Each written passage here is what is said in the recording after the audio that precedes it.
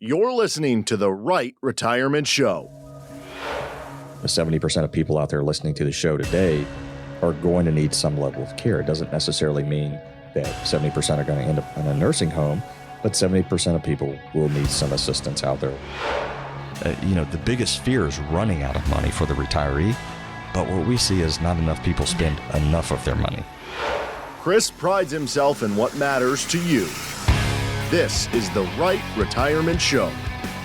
Hi there, I'm Lou Ann Fulmer, and we welcome you to the RITE Retirement Show with certified financial planner and financial advisor Chris Wallace, who is also president of WG Financial Group. And then joining us from the firm is Graham Bauer. He is a certified financial planner as well, financial advisor there, and an enrolled agent. They're both here today, of course, again, to give us helpful advice about planning for an awesome retirement. Now, if you have questions during our show today, here's the way to reach out to Chris and our team, complimentary, 256-937-2010. You may call the number, or if you prefer texting, just text the word visit to get on their calendar for a complimentary discovery session. Remember, you can check us out on Facebook anytime throughout the week. Chris will update with any news headlines that may happen between now and when this show airs. Remember, the motto here is plan, retire, and play. We always talk about how you can do that. Find us online at wgfinancialgroup.com. And remember, this show is also available wherever you get your podcast. Just search for the RITE Retirement Show. And Chris and Graham, hello to you both. Hello to you, Lou Ann. Glad to be here. What a crazy week, actually. And just in the news cycle. Yeah, right? It seems like we say that a lot these days, but it is true. So wild week in the just in the news cycle in general. But 4th of July, was it good, Lou Ann? Did you guys have I had a good one. Yeah, I went swimming at the pool. It was a blast. The whole neighborhood was there. You can swim?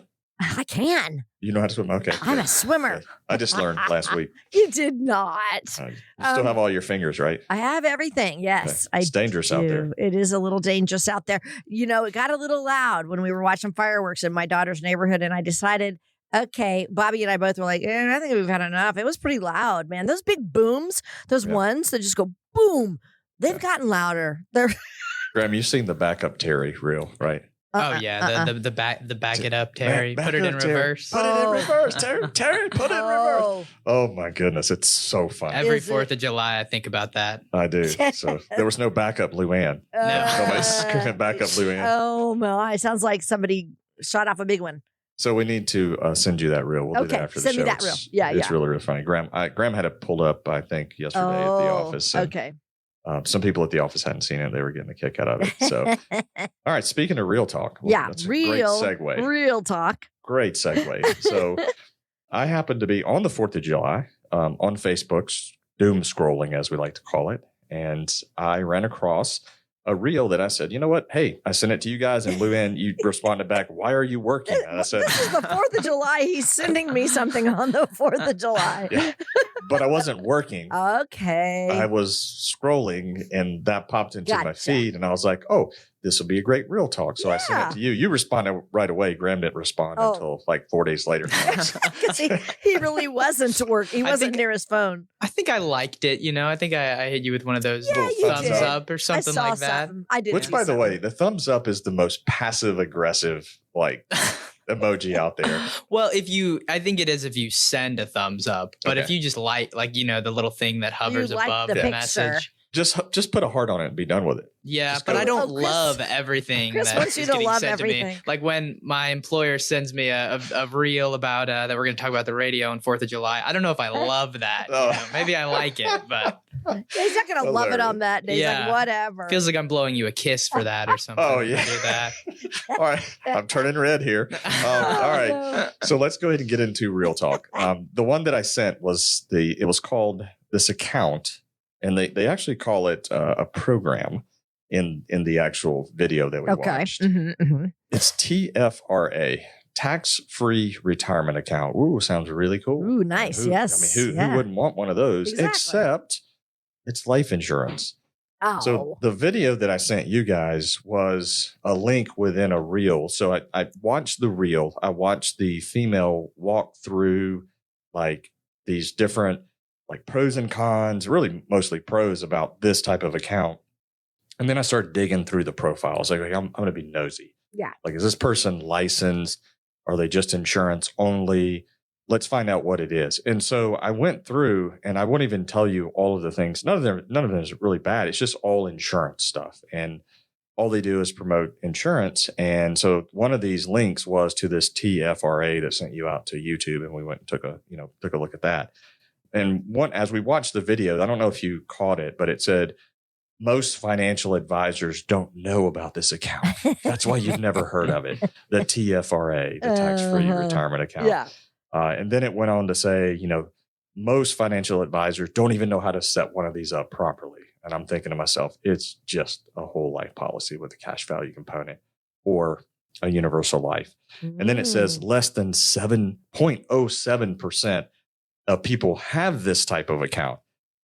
Do you remember seeing this? I do. And, I think that's kind of a funny point to make, because when you look up terrible infectious diseases, maybe only 0.07% of people have those too, but you might not want to be the person with it. Just small numbers don't necessarily mean it's a great kept secret. Yeah. It could also mean that it's not a good investment. That is one of the things that, when I took it from it, it's like less than 7.07% of people have this. And I'm like, yeah, because it's not the way most people need to go with their investments.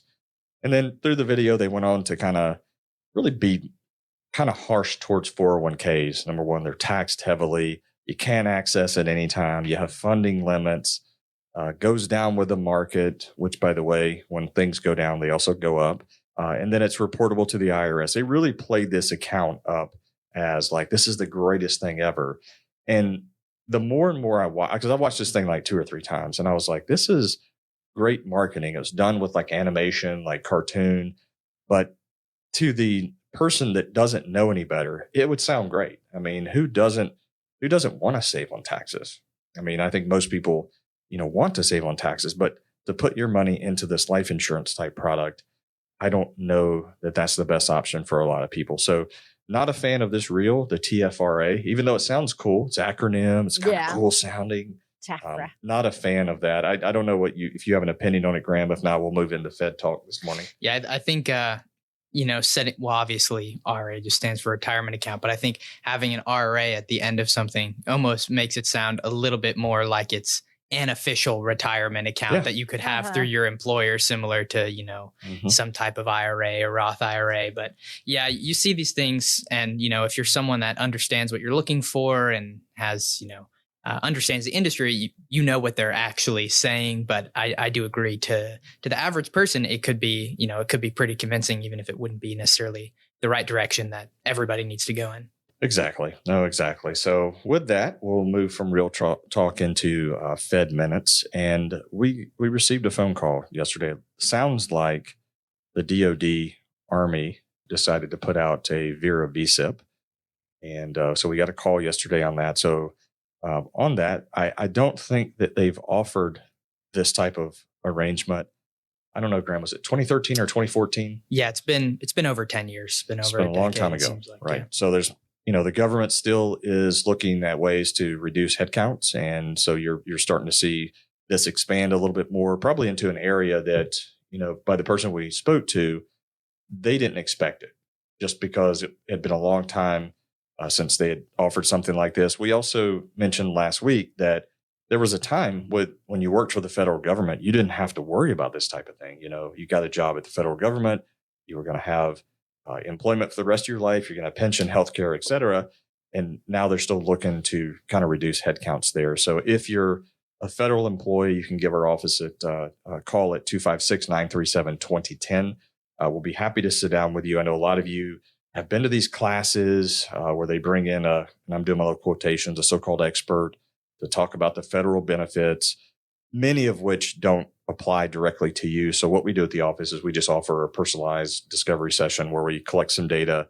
We can run an analysis on not only the benefits and kind of which way you should go with benefits, but also just a financial plan, like putting together a holistic financial plan.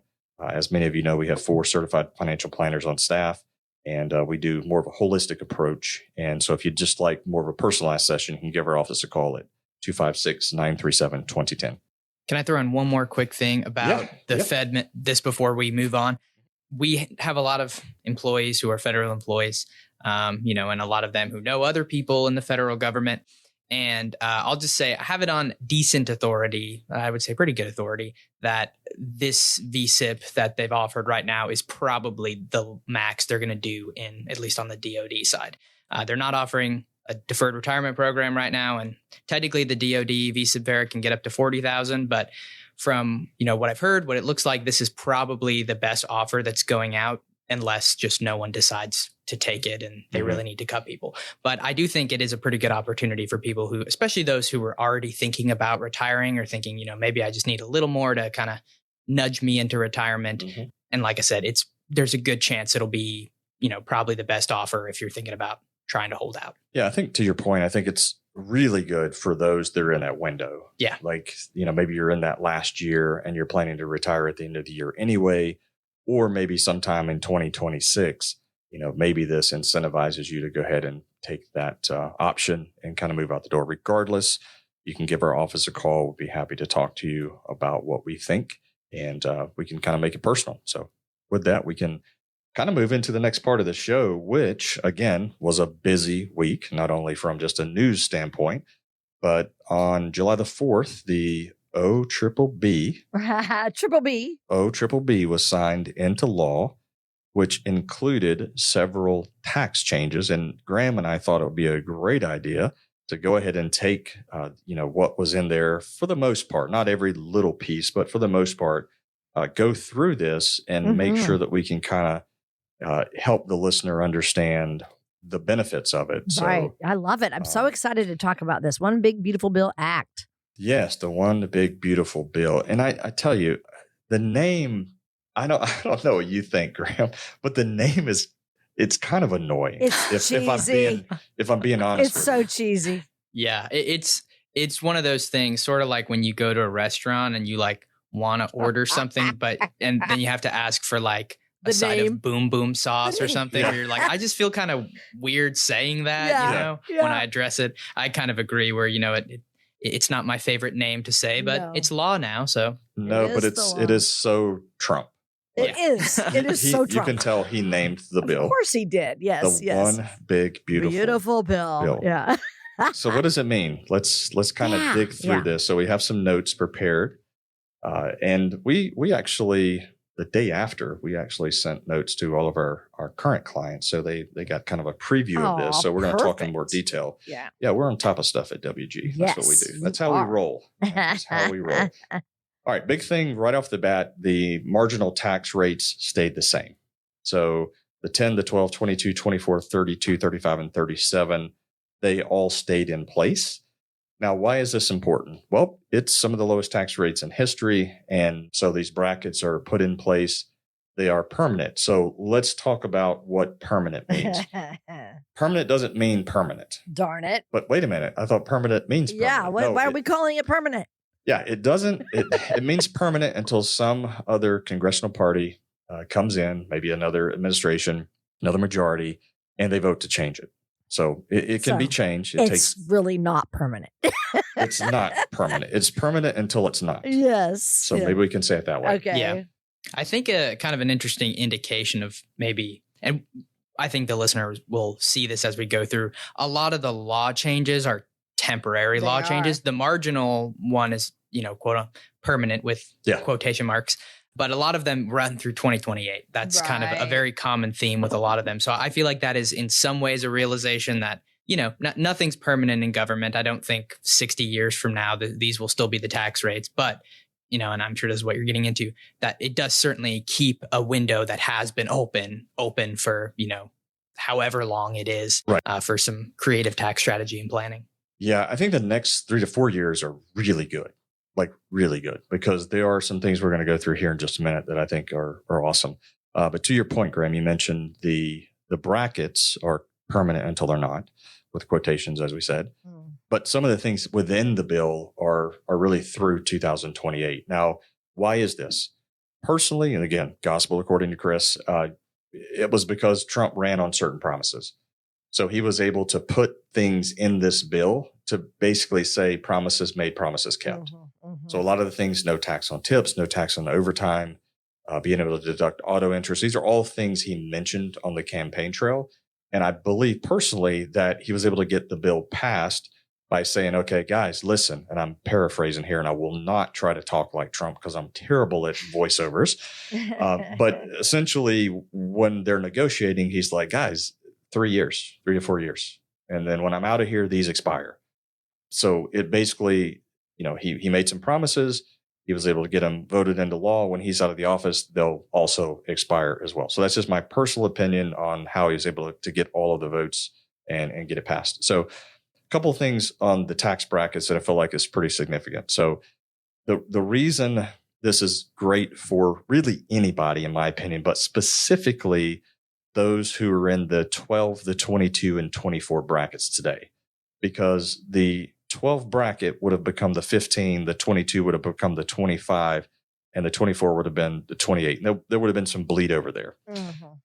The 12 to the 15 represents about a 25% marginal tax increase.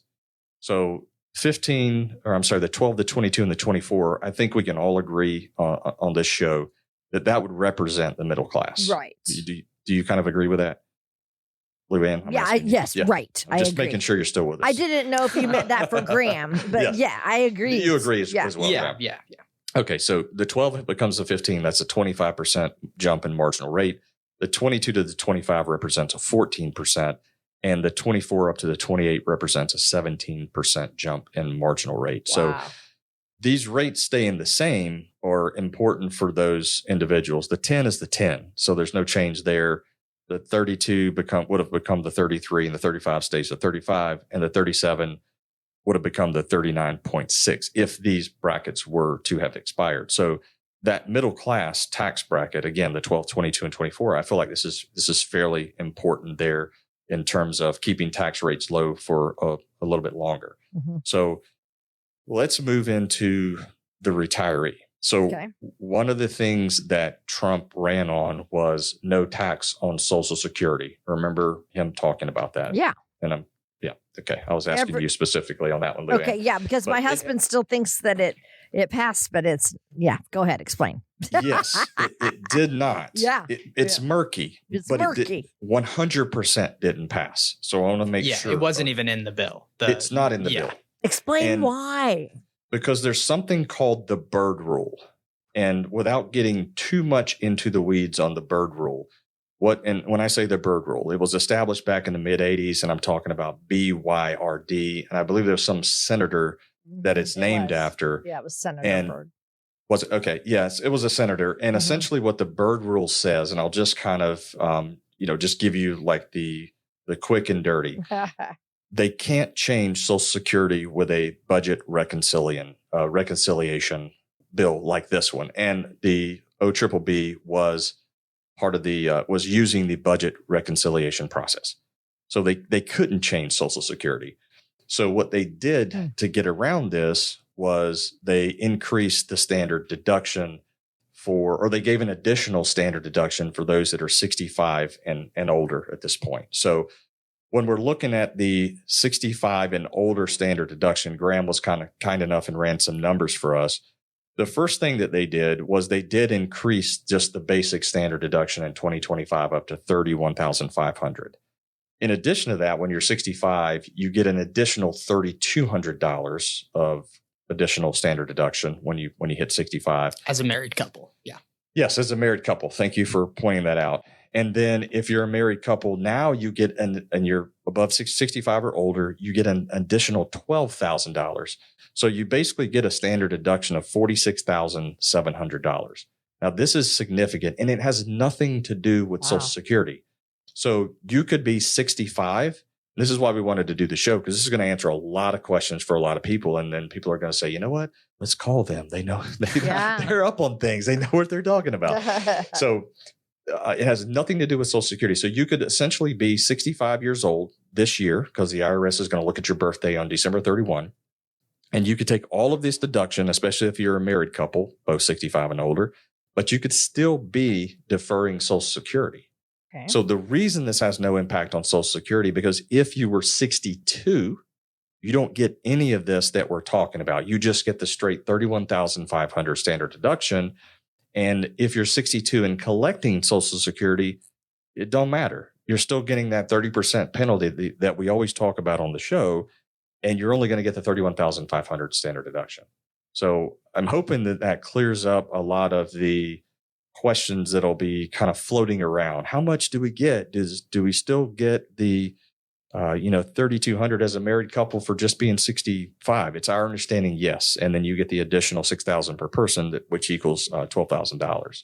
Yeah. So again, just to kind of clarify, the big change here was the additional $6,000 bonus deduction on top of, the standard and the additional standard to our understanding, which, makes a pretty massive standard deduction for post 65. I mean, good luck itemizing to anybody out there. And we'll get into some other, I think you were about to jump in with something there, maybe on the SALT cap. And so there are some other things that might make it possible for people to itemize. But I would venture to say, if you weren't itemizing, you're not probably, this isn't going to move the needle. If anything, move the needle back. But, who cares? You're getting a bigger standard deduction. I don't know why you'd want to itemize if you got a $46,000 standard. Yeah, I was reading some stuff on a Facebook page. So if it's on Facebook, it's got to be true. Oh, of course. This wasn't really anything other than this person was griping about not being able to itemize. And I'm thinking to myself, if you can't itemize, there's a really good possibility the standard deduction is actually higher than what your itemization was. Yeah. So you're probably better off. Probably. At least for a few dollars, right? Yeah. So why is this important? Why do we talk about this? So before on the show, multiple times, we've talked about Social Security and the tax efficiency of Social Security. And what I want to say here is this new standard deduction for 65 and older opens up a much larger window for what we call a free Roth conversion. So underneath the old law, 65-year-old couple, let's just say there's $60,000 in Social Security income alone. That's all they have. There's a pretty good shot they can convert without any federal tax somewhere in the neighborhood of, would you say, Graham, roughly 20,000, maybe 21? Yeah, in that range. Not a lot of other income sources, no pensions, Correct. But yes, with just Social Security, right? Well, the fact now that we have a $46,700 standard deduction, that widens that conversion window fairly significantly, probably to the tune of an extra $10,000 to $12,000. Now, I don't have exact figures, and of course, I want you to see your tax person. I'm not trying to give tax advice, all of that good stuff. But what I can tell you is just by looking at the numbers, it's going to widen that window for that, what we call a free Roth conversion on the federal side, right? So you'll want to work with your advisor, your tax person, make sure you're doing things correctly there. And also, as of today, not all the softwares are updated at this point. But if the old standard deduction was roughly, let's call it 30,000, and now we're looking at 46,700, that's a pretty significant jump. So I wanted to kind of point that out. I know internally at WG we'll be focusing on a lot of these tax law changes to see how it could best benefit our internal clients. And we'd love to have you come in as well and talk to us about how it can impact your financial plan as well. One other thing here. So just kind of to stay with the deductions. So the other thing that was passed was the $10,000 car loan interest cap. So you can now deduct car loan interest up to $10,000. But there's a catch here. There's a couple of catches. Number one, the car must be made in the United States, must be finalized, final made. So basically roll off the assembly line here in the United States. So Graham came in and he knows I was in the auto industry for a number of years. There are foreign car companies that are doing final assembly here in the United States. So those would actually qualify. So if they came off, and I can't think of any off the top of my head because when I worked in the auto industry, I was for GM and Chrysler. Right. But there are foreign car companies here that do final assembly here in the United States. Okay. The second thing is you must have bought the car at the first of this year. So after 12/31/2024. So the car would have needs to be purchased after that time frame. And then there's also a phase out limit for income. So it's for a single filer, it's $100,000. For married filing jointly, it's $200,000. and the amount will be reduced by about 20% over these limits. So essentially for every $1,000, the amount that you can deduct will be reduced by $200 for over that amount. So let's say that you're 65 years old, you've got the standard deduction. Let's say you've bought a car in 2025. Now you've got this extra deductibility. And then they also threw in some charitable stuff as well. So a married couple could claim $2,000 above the line. So as far as a charitable deduction, so that's another way that you can also reduce your tax bill. So this thing is just chock full. And I believe families should really take a look at this. Individuals or families should really take a look at this and figure out with your advisor and your tax person, how can you best, utilize the tools that are available today? Because this bill has a lot of different tools and ways to potentially reduce somebody's tax situation. So you know what, Chris? Companies like Toyota, Honda, BMW, Hyundai, and Kia, they have assembly line or final assemblies here in the United States. Isn't that cool? Yeah, absolutely. I mean, I knew there was a lot of them. I just, like I said, when I was in the industry over 20 years ago, I was primarily U.S. car based. Yeah. So, what would be American cars, Ford, GM, and Chrysler? Yeah. So one thing, just to add on the standard deduction, and this is a theme with a lot of these changes too, just to make people aware. There is a lot of phase outs for a lot of these too. So you mentioned there's the phase out for the car interest deductibility. There is also a phase out for that extra standard deduction. So if you're someone making, you're still working at 66, making $400,000 a year, you're not going to get the extra standard deduction. You'll still get that, whatever it is, $2,000 if you're single, or $1,600 each if you're married, but you won't get that extra one. But I 100% agree that there's going to probably be a longer time horizon than just the next 3 years of these brackets being in place. I don't know what that looks like, but while you have that extra standard, the extra charitable giving floor on top of that, some of these other types of tax savings, I agree. It's a great time to say, hey, if I'm going to look at some longer term tax strategy, there might not be a better time in the rest of your life to be looking at that than 2025 through 2028. And that's not hyperbole at all, at least not to me. I don't think so to me either, Graham. It's the most, it's just full of opportunity in my opinion. The phase out limits you were talking about. So most of these things that we talk about, other than the brackets, all run through the end of 2028. The $6,000, that extra standard deduction amount, actually reduces by 6%, by which your amount exceeds $75,000 for a single filer and $150,000 for a married filing joint couple. So even with up to $150,000 worth of income, you still get a lot of that extra deduction. And even if you're over that, it's only reduced by a certain amount. So again, take a look, get with your financial advisor. If it's not us, find somebody to kind of work with your tax person, and figure out what are the best strategies that you can use to best benefit yourself, your family, and take advantage of this time in the next 3 or 4 years, because we feel like there's going to be a lot of opportunity here. Luann, we are done with the first half of the show. I want to continue.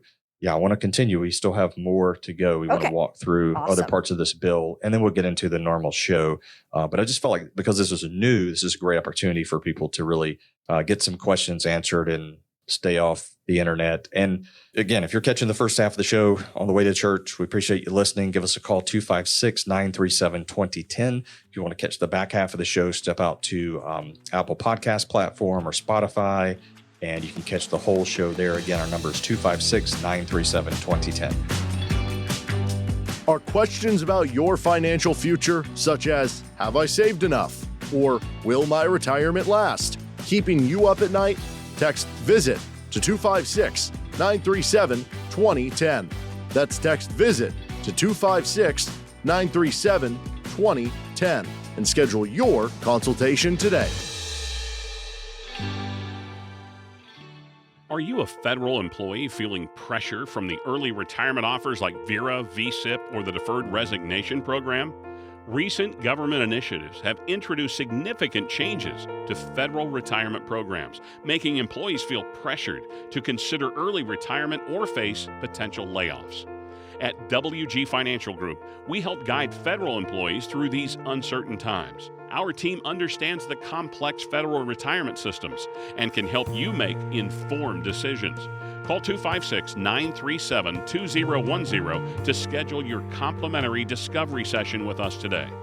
We'll help you assess your options and create a personalized retirement plan to help you feel more confident. Visit WGFinancialGroup.com or call 256-937-2010 to book your session. Firm is not affiliated with the U.S. government. Investment advisory services offered through AE Wealth Management, LLC, an SEC registered investment advisor. If lingering doubts like, have I saved enough? Or will my retirement funds endure? Are on your mind? It's time to consult with Chris Wallace.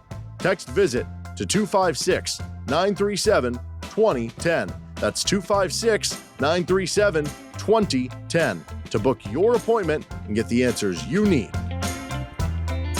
And we thank you so much for spending part of your Sunday with us. This is the RITE Retirement Show. I'm Lou Ann Fulmer here with Chris Wallace and Graham Bauer. Chris is president of WG Financial Group, and both are certified financial planners and financial advisors at WG Financial Group. Okay, let's continue with the one big beautiful bill. We're kind of breaking it down today, and we're not done yet. We've gone through a lot, and you guys have been so helpful in explaining, what does this mean to us? And it's especially interesting to me, 65 plus. I'm 66 almost. So yeah, this is good stuff here. All right, continue. Yes. Yeah, so let's do it. Talk a quick second about what's called bonus depreciation. So one of the big benefits within the tax code is depreciation of assets.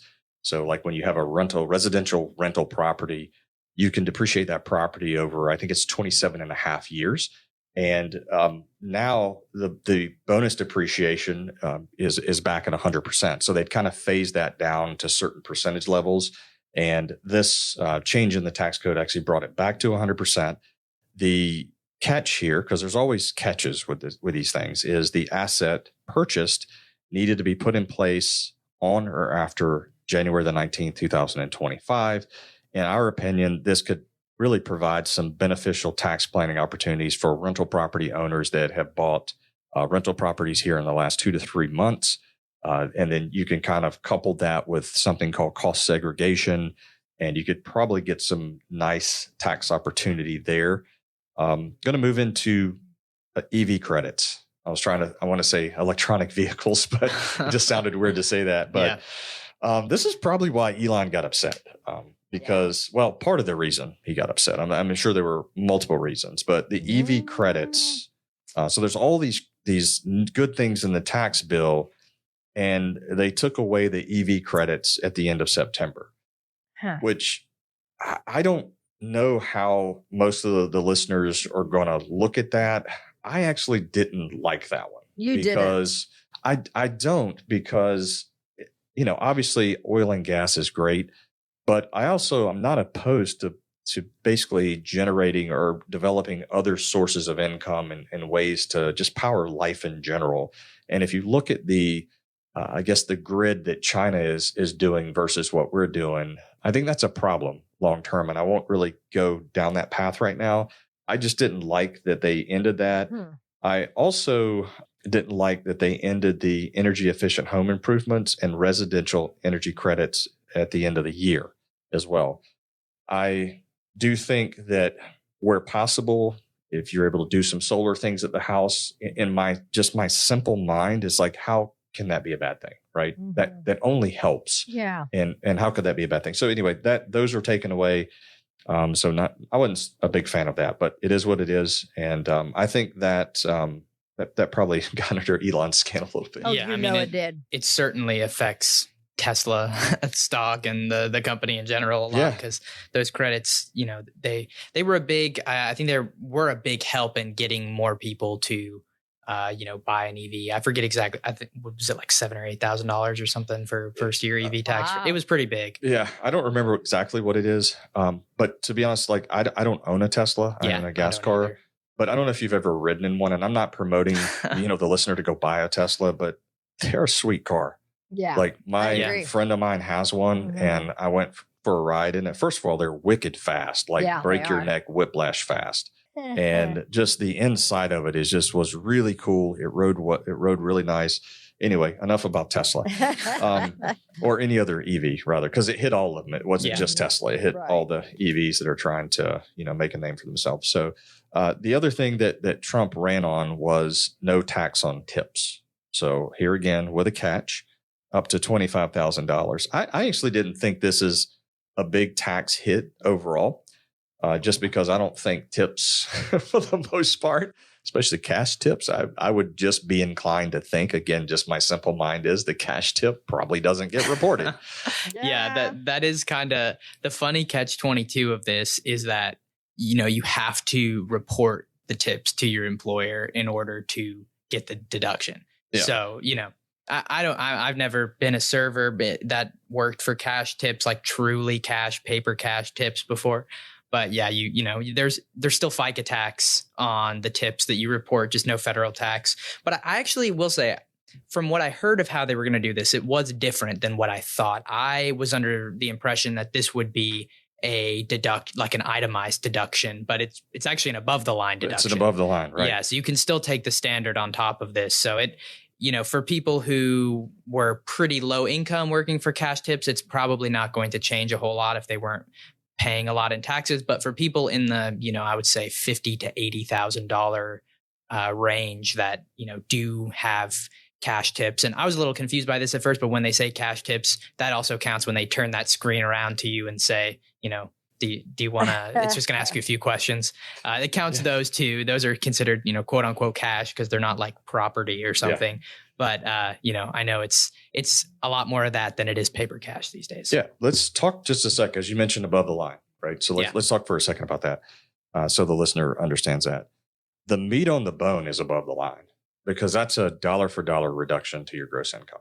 So to make it simple, if your income is $200,000 and you take $25,000 above the line, you now your adjusted gross income is now $175,000. So you've taken away $25,000 off the top of potentially taxable income. And then below the line is where the standard deduction comes into play. So that above the line, just essentially, if I can simplify this, the way that I think about it is it creates a much lower starting point on the tax return in terms of numbers. So because your income is actually reduced. So the fact that actually a lot of these are above the line deductions, it's huge. It's a huge tax savings, which is why some people, I think, are upset because they, because of the trillions of dollars that are going to be added to the deficit over 10 years. But a lot of it is the tax savings. So there's an argument that the tax savings should stimulate growth. It should stimulate wage growth. But there's not a really good way to actually prove that. So from a math perspective, even though the CBO is kind of factored in $3 to $4 trillion in additional debt, there's not really a good way to calculate stimulating the economy and wages via tax cuts. Also the other thing to kind of stay with this theme on the added amount to the deficit is, the tariffs that Trump has put in place and the amount of money that they're bringing in. The CBO has not factored in the additional income that's coming in from tariffs. And one of the latest ones that was done to Vietnam is about $26 billion a year to the U.S. And that's just the one for Vietnam that the U.S. over a year's time frame should realize. So when you're reading articles out there, people are talking about, institutions talking about the added deficit, especially the CBO, they haven't taken into account the tariffs. And just remember that there's not really a good way to calculate the potential for stimulation of growth here. I'll wrap up this little part on the added debt and we'll get back into the actual bill itself. I think the one thing, honestly, that's missing here, I don't remember if we talked about this or not, just you and I personally, Graham. We did a little bit last week, but not in this context. I think the missing element to this right now is lowering of interest rates. And I feel like all of the things are in place that are needed to really have the economy take off, but we need a little bit, looser of a monetary policy. And I think right now, you're going to see Trump really, really lean on the Feds to drop rates. And I made some predictions last week. I thought the market would finish about 9.4 at the end of the year. We'll see where that stands. I also think that they'll probably do a 25 basis cut in September. So we'll see where that stands. But I do believe that these tax cuts, should help stimulate the economy. And I believe right now the missing element right now is the interest rate component. So with that, let's get back into the bill itself. For the no tax on tips, we mentioned it was $25,000. It also has an income phase out. So for a single individual, that starts at $150,000. For married filing jointly is $300,000. And for overtime, the deduction is up to $12,500. And it also has the same income phase outs there. And then lastly, probably one of the big ones that we'll talk about is doesn't really, in my opinion, doesn't really impact Alabama as much, but really more so like the higher states, like higher tax states like California, New Jersey, New York, places like that, that higher SALT cap that is increasing up to $40,000. Currently it's at $10,000. So now the SALT cap is increasing all the way to $40,000, and actually it will continue to increase by 1% through 2029. And then in 2030, it reverts back to the $10,000. So there is also a phase out here. If you are a very wealthy couple making $500,000 or more, then you don't get that entire phase out. So for situations like this, probably some good tax planning would be warranted to make sure you try to keep that income up underneath $500,000 to be able to take advantage of that higher SALT cap. And SALT cap is just basically state and local tax is what it stands for. It's not like salt and pepper condiments on your kitchen table or something like that. Yeah, I agree that you probably won't see in, Alabama or Tennessee or any of the, either no state tax states or the low state tax and not terrible on the property tax states, a huge change, especially if you're age 65 plus, because now you got this massive standard deduction. But, for some people, if you were just under the limit of being able to itemize and you're not over age 65, there is a chance that you might be able to actually itemize if you have, maybe a very large property owner, or, you have a large income, but not so large that you're phased out. It's you got to be in the right area. Yeah, absolutely. I think it's just I guess the message here is find you an advisor, find you a tax person, make sure that both understand, what's going on here and really how to best maximize the situation, especially over the next few years. So, Luann, that kind of covers all of our talk about the OBBB. Did you have anything you wanted to bring up? Did Graham, did you have anything additional you wanted to mention? Yeah, let me add one thing that I think is kind of interesting, that I think also pertains to the retiree, pre-retiree. There was a couple small changes to HSA plans. So I'm awake.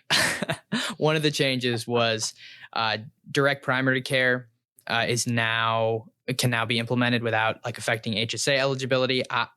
I see this more and more nowadays, and I haven't personally used someone that does this, but the model where people pay almost like monthly, like a subscription for doctor services for their primary care physician. Mm-hmm. That's not going to affect HSA eligibility. In fact, it looks like up to a certain amount, $300 for a family, $150 a month for an individual, that will actually be HSA eligible as a cost. And then one thing that I actually really like, I'm interested to see what this looks like practically, but there's some expanded HSA eligibility on the ACA exchange. So the Affordable Care Act exchange, there were some changes to the ACA. From what I read, it seemed like mostly paperwork filing requirements and eligibility requirements kind of got mixed around. But I mean, I know personally a lot of people who have been on the ACA, specifically in that gap of, maybe you retired at 55, 58, 60, and you need to bridge to Medicare. People will very commonly use the ACA. And sometimes you'll meet someone that's on it and they have like a $10,000 deductible, but they're not HSA eligible. So more of those type of plans that are high deductible but not HSA eligible are going to become HSA eligible, which I think is actually a pretty neat little change. It's the right thing to do. Yeah, I mean, I don't understand. I never understood how if you had a $10,000, $12,000 deductible, you weren't HSA eligible. It just felt stupid. Yeah, we've talked to people that have, on paper, on their plan a higher deductible than what's actually required Like to way be higher. way higher. Yeah. Right. And so I think this is an excellent change. It makes it compatible, with those types of plans. Yeah, for the bronze plans and the catastrophic plans are the two that are now Mhm. considered HSA eligible beginning at the end of 2025. And then if you're a younger person, dependent care, FSAs, flexible spending accounts, usually, to put it simply, accounts people use for daycare, those got a little raise, so you can put $7,500 in there a year now. So a couple little employee benefit changes there. And then I just got to bring up, because I'm curious, Chris, if you have thoughts about this. Do you feel like the Trump accounts are completely useless if you look into how they actually work? They seem like that they're a 529 account with none of the tax benefits. Yeah, it's just something for, I guess, bragabouts. I mean, I would say if you want to get a free $1,000 for your baby, go ahead and get the free $1,000. But from what I've read, pretty much you contribute, it grows not tax free, and then you pull it out with taxes without exception. So there's probably some better options there still, but an extra $1,000, I guess, if you got a baby, never hurts. Yeah, no, I agree. I'm more excited about the HSA change, actually. Yeah, honestly. I thought that was pretty cool. I mean, I'll say even, for example, my parents had been on an ACA plan that was very high deductible and wasn't HSA eligible. And it just, I don't know, it always bothered me because I was like, you can have a $4,000 deductible and be HSA eligible and then be on ACA and have a $10,000 one and not be. So if you've got one of those plans, and that's something you really need to look into, because in HSA, we talk about these a lot on the show. We don't get paid to do them. So make that super clear. But they help reduce your taxable income, number one, because they are an above the line deduction, which we just discussed a few minutes ago. So that reduces your, taxable income. The second thing is, while you're invested in an HSA, so you've gotten the reduction to gross income from using the HSA, the money inside of the HSA then grows tax free. So like an IRA, essentially. And then on the backside, you can pull them out, or pull the proceeds out, or pull the money out without paying tax on it for qualified medical expenses. And there's a pretty wide list of things that you can use an HSA for. So a lot of times you'll hear people say that they are triple tax advantage, and that's the reason why. So they're tax advantage going in. While it's in there, it's tax advantage, and pull it out to pay for qualified medical expenses, it's tax advantage. A couple of things just to note here on the HSA, since we're on this topic, and I absolutely love it. At age 65, you can actually access the HSA monies. And if you can access it for non-qualified medical expenses, but you have to pay the taxes. So at 65, you can continue taking money out of the HSA tax-free. But if you need it to, I'll just use something crazy. I'm going to buy a new car. You can take the money out to buy the new car, but you're going to pay the taxes on the money at that point because you didn't use it for qualified medical expenses. And then lastly, they're a really bad vehicle to die with for beneficiary reasons.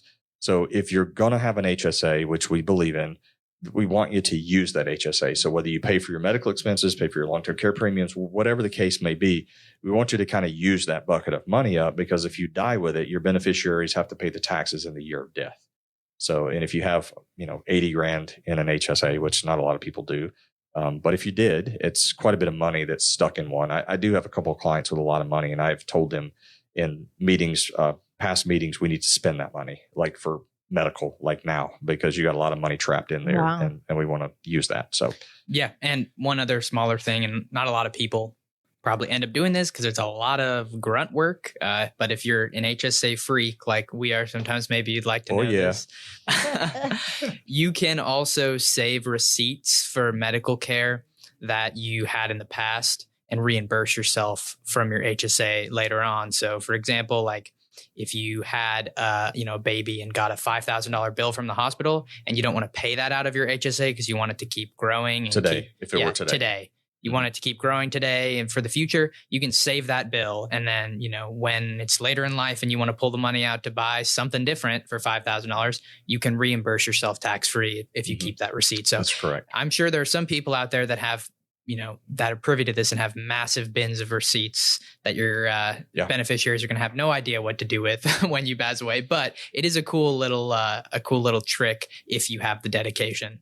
That's correct. Yeah. You want to make sure for any medical, you keep all your receipts. That's for sure. Yeah. Good point, Graham. Excellent point. So Luann, that wraps everything. Well, I was gonna say one thing about you keep hearing people say, "Oh, Medicare and Social Security, so many people are gonna be starving and they're gonna lose money and all that." I did want to mention that the Committee for a Responsible Federal Budget is saying that they've decided Medicare and Social Security is going to be insolvent by 2032, so that is moved up a year than what was currently projected. But I mean, I'm sure they're gonna make changes before anything drastic happens. Don't you agree? Well, that's a good point, actually. We talk about Social Security and Medicare a lot on the show. And one of the things is about Social Security running out.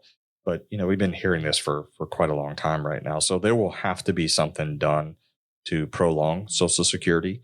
And I guess to your point with the, with the passage of this particular bill and the things within it, it probably does expedite that a little bit.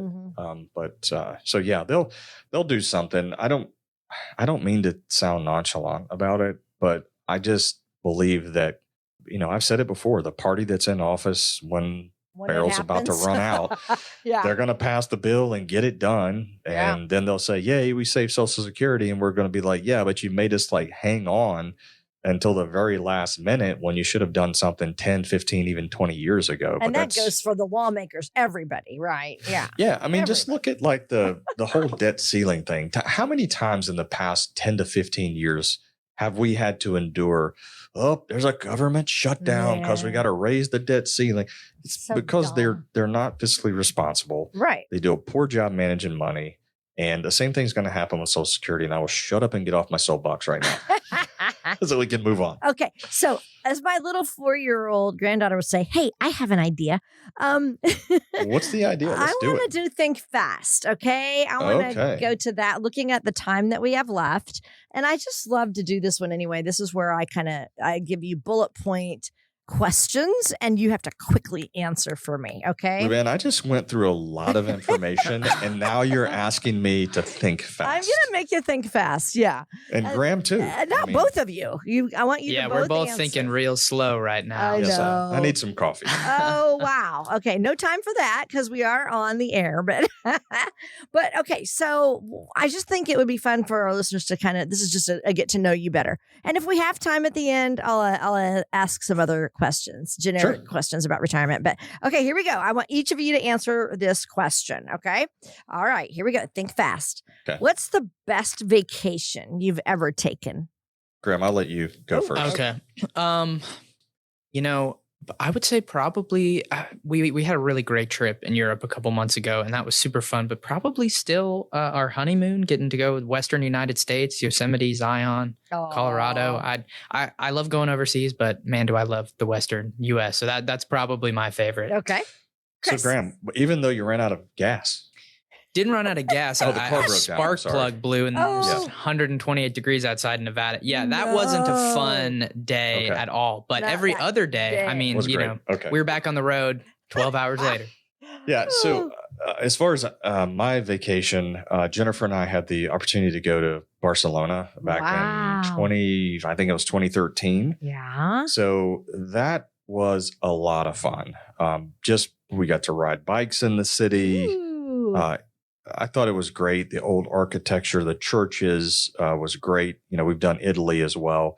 So the Europe vacations, even though, again, as you guys know, I don't like to travel and I'm a nervous wreck for 24 hours until I settle down. I'll probably need some Valium when I do those trips. Now that I sit here and I'm talking through this. Yeah.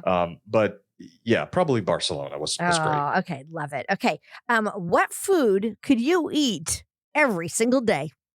Go ahead, Graham. Probably Mexican food. Yeah. Honestly, I think that there are some weeks where I have had some form of taco, quesadilla, or burrito pretty much every day. Yeah.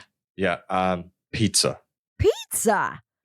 Yes. Oh my gosh. 100%. And I mentioned Italy a few minutes ago. So we were there last summer, actually. And we were there for 10 days and I ate pizza 9 out of 10 days. No way. I kept a count. Yes. And I could have eaten 10 out of 10, but the family wanted to go another place and they actually oddly enough, did not have pizza. at Oh the my restaurant we went gosh, to. that cracks me up. This guy who is, what do I say, fitness conscientious. You eat pizza. You love pizza. Well, That is listen, hilarious. I'm fitness conscious, but I love food. I'm a foodie. Oh I love yeah. food. Okay. Yeah. All right. Was it the same pizza place every Please single day, no, or was it all please different no. ones? No, it was different. Okay. Okay. All right. Was but there a best one out of all of them? I don't remember the names. They were all really good. Pizza in Italy is amazing. You don't feel as gross like you feel Oh. when we eat. So okay. I'll give a shout out talking about pizza. Lost Pizza in Madison. Graham, you know it. It's good, right? Yeah, we've just anointed the Ooh. last Monday of the month as Lost Pizza Day. Ooh, Lost Oh. Pizza Office. at the in office. the That's office. right. Okay. Oh my gosh. Yeah, it's amazing. So, but here in the States, we have different ingredients that go into the food. So it's definitely a little bit different. But in Italy, I just didn't feel as bloated and kind of tired, sluggish Yeah, after I yeah. eat it. But I could eat pizza every day. Okay. I might only have one. We'll see here. What one piece of advice would you give to your younger self? Oh man, start saving money sooner. Save, honestly, save. for me personally, I'll jump Yep. on that one first.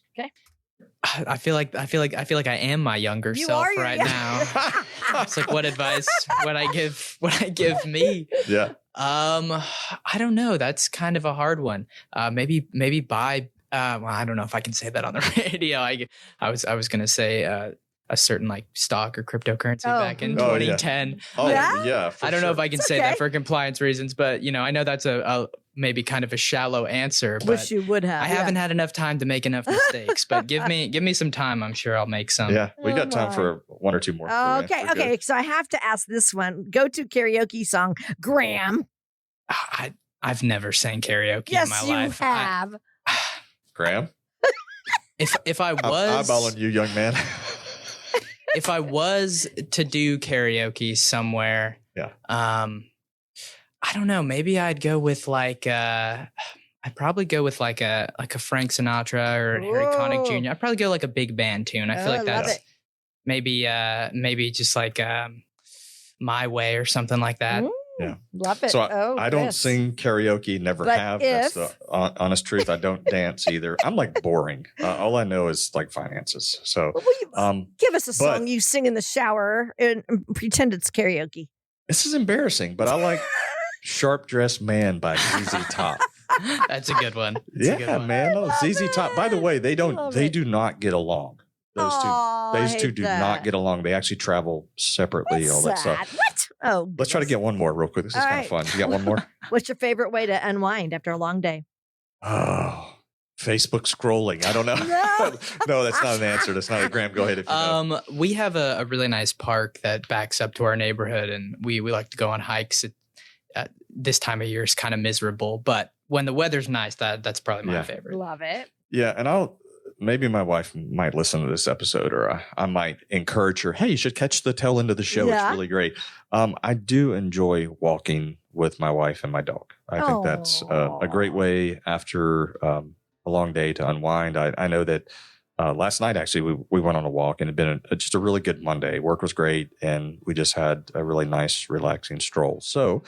Perfect. Luann, those are fun. We need to do that more See, often. That I've was a been lot of trying fun. to do that for a couple of weeks now. So Yeah, and I'm like, glad we no, got we're going to talk about the math and the numbers and everything. And so, way to make it fun. We Yeah, appreciate it. So, if you have listened to the show, you found it interesting, you're a federal employee, you're nearing retirement, whatever the case may be, give us a call 256-937-2010, and we can set up your discovery session, go through your financial plan, build a layout for you so that you know you can make it all the way through retirement. 256-937-2010. I hope everybody has an awesome and blessed weekend. And remember to serve every person in every situation with a servant heart. Graham Bauer holds the enrolled agent designation, but is not currently offering tax preparation services. Neither the firm nor its agents may give tax advice. Individuals should consult with a qualified professional for guidance before making any purchasing decisions. Investment advisory services made available through AE Wealth Management LLC, AEWM. AEWM and WG Financial Group are not affiliated companies. Insurance products are offered through the insurance business WG Insurance Services. WG Financial Group is an investment advisory practice that offers products and services through AE Wealth Management LLC, AEWM, a registered investment advisor. AEWM does not offer insurance products. The insurance products offered by WG Insurance Services are not subject to investment advisor requirements. AEWM and WG Financial Group are not affiliated companies. Investing involves risk, including the potential loss of principal. Any references to protection, safety, or lifetime income generally refer to fixed insurance products, never securities or investments. Insurance guarantees are backed by the financial strength and claims-paying abilities of the issuing carrier. This radio show is intended for informational purposes only and is not intended to be used as the sole basis for financial decisions, nor should it be construed as advice designed to meet the particular needs of an individual situation. WG Financial is not permitted to offer, and no statement made during this show shall constitute tax or legal advice.